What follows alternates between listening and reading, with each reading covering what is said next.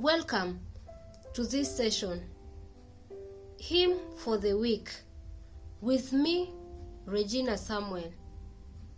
Amazing Grace. Amazing Grace was written in the year 1772 by an English minister and former enslaver, John Newton.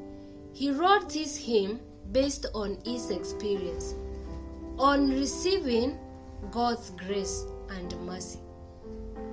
John Newton was born in the year 1725, and by the age of 11, he was sailing ship with his father.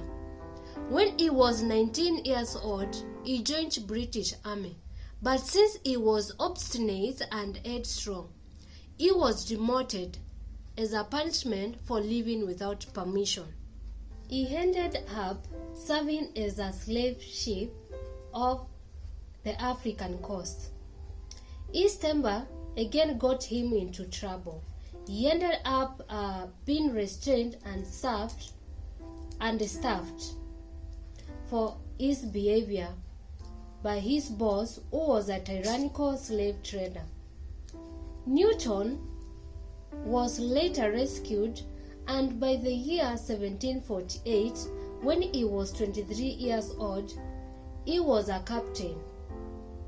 During his line of duty, he experienced a terrible storm that swept almost everyone who was on board with him, but he was spared upon calling the name of the Lord for mercy. This event actually humbled him so much, and it marked his spiritual conversion. He started theology classes and also started campaign against slave trade.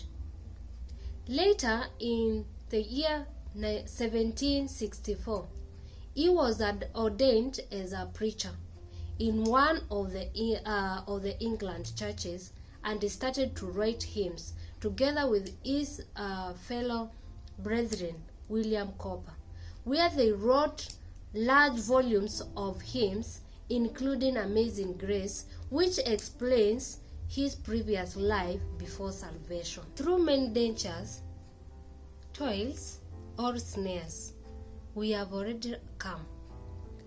The grace has brought us safe. Since even before we were born again, God's grace was so sufficient to us. That's why the grace led us home to salvation. The Lord has promised us so many good things. The hope and also the shield in salvation. We see Paul addressing the people of Romans, that through grace we are all saved. So it doesn't matter what you have done. It also doesn't matter. Your past means nothing, because the grace is so sufficient to the all human race. Be blessed as you enjoy this song.